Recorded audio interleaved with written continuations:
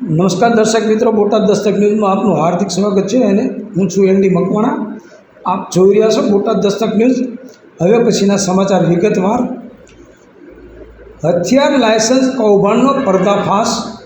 સુરેન્દ્રનગરમાં 17 શખ્સો પાસેથી 25 હથિયાર જપ્ત। મણિપુર નાગાલેન્ડથી મેળવાતા શંકાસ્પદ પરવાના। સુરેન્દ્રનગર એસઓજી પોલીસે મોટી કાર્યવાહી કરી છે।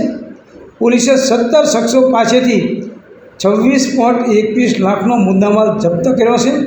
આ તમામ શખ્સોએ મણિપુર અને નાગાલેન્ડમાંથી શંકાસ્પદ રીતે હથિયારના લાયસન્સ મેળવ્યા હતા।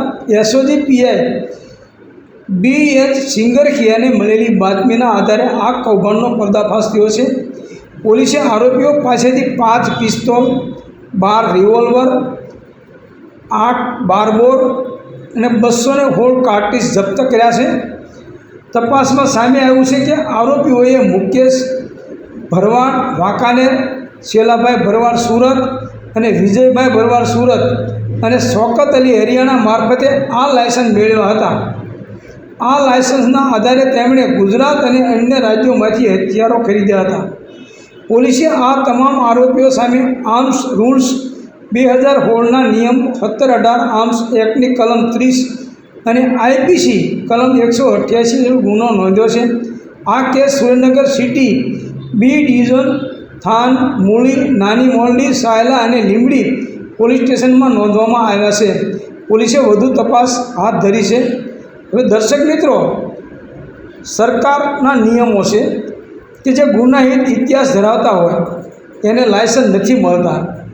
તો આપણે માનીએ કે ગુનાહિત ઇતિહાસ ધરાવતા હોય તો લાયસન્સ ન મળે, પણ ઘણાને ખોટા ગુના દાખલ કરી અને પોલીસે ખોટા ગુના દાખલ કરી અને ખોટા હિસ્ટ્રી શીટર, ખોટા બુટલેગર આવા બનાવ્યા છે।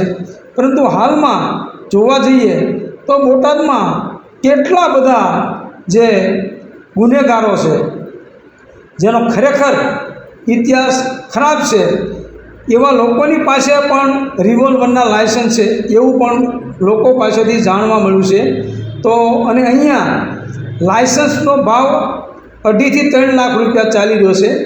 લોકોમાં એ પણ ચર્ચાઈ રહ્યું છે કે અહીંયા તમારે લાયસન્સ મેળવવું હોય તો 3 લાખ રૂપિયા આપો, વહીવટ કરો એટલે તમને લાયસન્સ મળી જાય।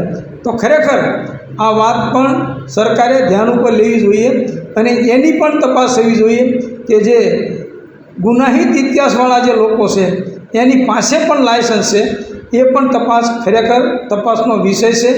એટલે બોટાદ પોલીસે પણ આ બાબતે યોગ્ય કાર્યવાહી, યોગ્ય તપાસ કરવી જોઈએ। સૌજન્ય દિવ્યા ભાસ્કર, બોટાદ દસ્તક ન્યૂઝ, LD મકવાણા, બોટાદ।